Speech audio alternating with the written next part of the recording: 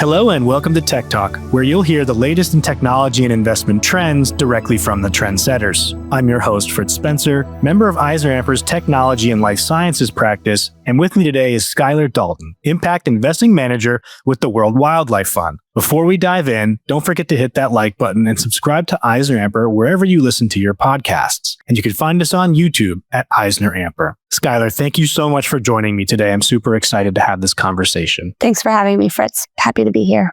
Awesome. Well, to get us started off, could you give us a brief summary of your career path? Sure. So the work I do at WWF is really focused on impact investing in the agriculture sector. And so I come from that industry. In high school and in college, I worked on farms and for farmers, and then through my early career as well. I then co-founded an ag tech accelerator in Tennessee that incorporates farmers in every stage of the innovation process and also cuts them in as partners in these startups as kind of reciprocity and payment for their work. I then went back to business school to pivot into investing so I could start writing checks to help high potential startups prove out early milestones and gain momentum. Now I'm at the World Wildlife Fund, where I'm working on impact investing to further WWF's charitable mission and conservation goals. At EisnerAmper, we are creative problem solvers that take a 360-degree approach focusing on you. We're an award-winning firm with decades of experience. EisnerAmper, let's get you ready. What a beautiful response, and so much to dive into there. I am so excited to talk about each and every one of those things. So let's go ahead and move on to WWF. The fund has a focus on impact investing both in the food system and environmental change. Can you share the core thesis or criteria behind your investment strategy? Sure. So WWF, World Wildlife Fund, has a focus on the food system across the board. This is a pillar in a lot of WWF's work, whether it's education, policy, technical assistance. The food system is a huge driver of deforestation, a huge consumer of fresh water, and a huge contributor to greenhouse gas emissions. These kind of outcomes are inextricably linked to WWF's mission to build a future where people live in harmony with nature. So that's just kind of like a preamble to say a lot of the work being done by WWF and then by WWF Impact, the Impact Investing Group, is focused on the food system.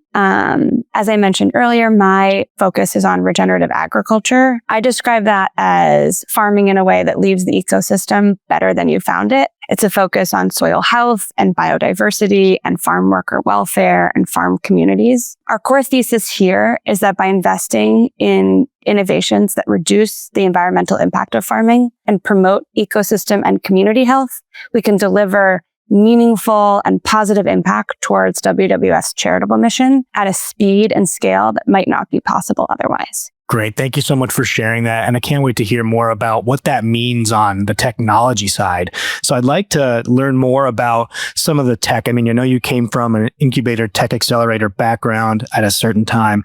What are some of the emerging technology trends that are helping you succeed in that mission? Yeah. So some of the things that I'm really excited to see taking hold in specifically like the ag investing or regenerative agriculture investing space are a real focus on soil health and biodiversity that we haven't seen before at such like a mainstream large scale. And I'm also really focused about folks getting serious about farmer profitability, because if a farmer can't make money using a new technology or new innovation, then there won't be widespread adoption. So that's a little less about tech and more about kind of like prevailing tailwinds, I guess you could say. In terms of the actual technology, I'm really excited about ways that folks are tying these two kind of buckets of themes together, like ways that entrepreneurs are tying financial outcomes for farmers to improvements in soil health or to improvements in biodiversity on the farm, and some of the opportunities there to start baking in what have previously been really kind of like externalities in the food system and in the agriculture system. Beyond that, I'm also excited about ways that entrepreneurs and farmers are thinking about traceability, whether that's through livestock and looking at like the traceability of the beef supply chain, for example, or thinking about traceability in row crops and field crops, or your produce and being able to see kind of who grew your blueberries, how it was grown, and maybe tie that to not just environmental outcomes, but also is there an opportunity here to tie that to the nutritional profile of food you're buying and see, oh, this was grown in a specific, these blueberries or this milk was produced in a way that actually promotes better nutrients in the product you're buying. And are consumers willing to pay more for that as well? So there's a lot of questions there still, but it's a really exciting time to be thinking about the future of our food system. That's super exciting. Please tell me there are cows on the blockchain at this time. People are definitely trying to put cows on the blockchain. We need cows on the blockchain. I want it. I need that.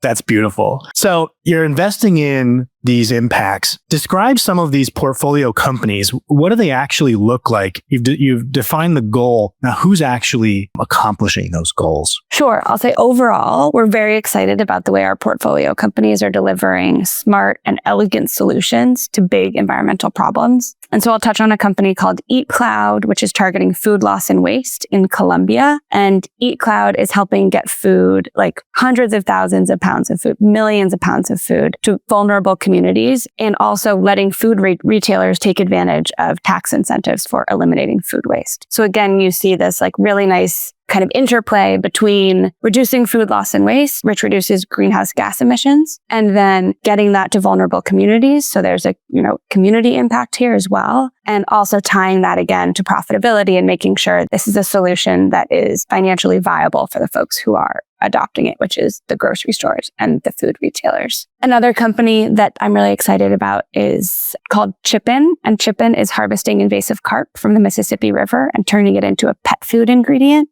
Why pet food, you might ask? Pet food, if it was its own country, would be the 4th largest consumer of meat in the world. Wow. Yeah. So we've heard about the greenhouse gas emissions that are associated with meat production. And I do not think that I'm not interested in telling people to eat less meat. But if we can substitute some of that farmed meat in pet food with a sustainable and unfortunately very renewable resource of these invasive carp fish that are throughout the Mississippi River, it'll reduce the pressure for farming more and more beef or farming more and more salmon, and also will be removing invasive carp in the order of hundreds of millions of pounds a year from the Mississippi River. And so that one's kind of like this amazing win-win of great for river ecosystem and hopefully also reducing pressure on some of our other ecosystems that are kind of overburdened with producing pet food. That's so incredible. And there's so much to unpack there with these portfolio companies.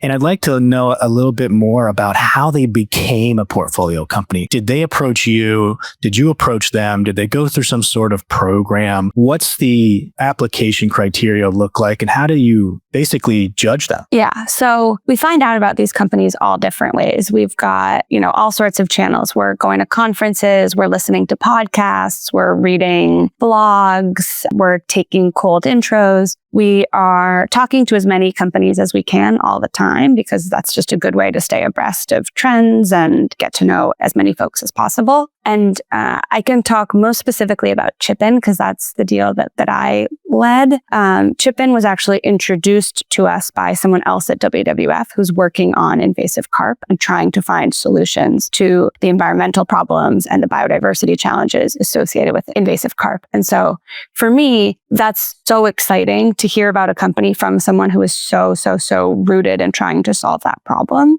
And if one of my colleagues thinks that this is a great solution for a problem that they are so intimately aware of, then that's a great kind of first gut check. This might be worth investigating a little more. And to go deeper on how are we evaluating these companies, the first, second, and third thing we're looking at is impact here. It has to be a company that as they scale, as they grow, environmental impact of what they do continues to scale at that same rate so that the environmental impact is really linked to the business outcomes for each of these companies. And then, we're also interested in how big is the market and how thoughtful have they been on customer discovery and do they have an MVP and all the other important things you're looking at as you're evaluating a company. But first and foremost, and second and third, again, is the impact there and can it achieve something pretty major at scale, because that's why we're doing this. It's again to, achieve the charitable mission of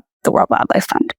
Wow. There's so much that goes into that evaluation process. I can only imagine. And, here at EisnerAmper, we're accountants and advisors, and our customers come to us to solve millions of different problems, you name it. I'm curious to know what kind of advisors you guys use, or if any, if everything's in-house. What do you bring in from outside to help you guys do these evaluations, bring in these investments, get them up, get them scaled? There must be a lot of that goes into the backbone of that. Yeah. Well, as you know, it takes a village to raise a startup. So, Yes. So what we think we do really well is bring our conservation know-how and our global network to the table to help these companies as they're, again, doing customer discovery and working on go-to-market. We have offices in over 100 countries and the foremost experts on staff in the topics that we're interested in investing in. And so those are a couple of the things that we bring to the table. And then we also know enough and are smart enough to know where we are not the best partner for things. So hiring a fractional CFO, for instance, don't come to WWF, come to Fritz, So it takes a village, and there's all different types of experts that are important on a startup's really early journey. But we like to help with mentorship and conservation expertise and all that good stuff. Yeah, it sounds like you guys bring so much to the table that it can get, there's so much that you guys are providing. There's a lot of other places that, there needs to be advice given. And I'd like to know, you mentioned a lot about the impact and measuring impact. And for this instance, ROI, for our normal listeners, return on investment is return on impact.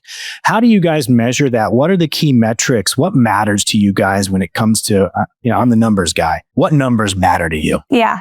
So we think about it across 3 pillars. The first is biodiversity. The second is climate. And the third is social. And so there are a bunch of different buckets under each of those, depending on what the business looks like, what their market is, and what type of solution they're bringing to the table. But those are the 3 broad themes that we're looking for companies to target. We want to see that they're doing something to improve biodiversity, whether that's within the ocean or on land, and whether that's in forest ecosystem or pasture ecosystem. For climate, we really want to see some reduction of greenhouse gas emissions. And then for social, we want to see that these innovations are helping to provide jobs, uplift communities, and really just kind of leave communities better than they were found in a way that is kind of culturally appropriate and culturally sensitive as well. Understood. It's great that there's some qualitative and quantitative things that you guys are making sure there's both of those. I'm really glad we touched on that. To kind of lead us off here, I'd love to know, how can technologists and entrepreneurs get involved in conservation through your fund? How can they reach out to you? Okay, so please reach out to us on LinkedIn or our website, which is WWFimpact.org. We are always interested in hearing from entrepreneurs that are tackling issues related to conservation and the food system, especially related to our 3 portfolio areas, which are seaweed and aquaculture, food circularity, and regenerative agriculture. And folks who are interested in partnering with us are also welcome to reach out. This is going to take a lot of people with a lot of different talents and a lot of different resources to solve the biggest crises facing our planet and humankind. And that's a big tent that we're hoping to continue to build. Let's get that tent built up and let's get the whole village underneath it building this thing. You got it, Fritz. Exactly. Well, Schuyler, I want to thank you so much for taking the time to have this conversation with me today. It was an absolute pleasure. Thank you, Fritz. Happy to be here and appreciate you including me. Of course. And a special thanks to our listeners for tuning into Tech Talk, the entrepreneurs and innovators who turn to EisnerAmper for accounting, tax, and advisory solutions. Again, subscribe to EisnerAmper wherever you listen to your podcasts and visit EisnerAmper.com for more tech news that you can use.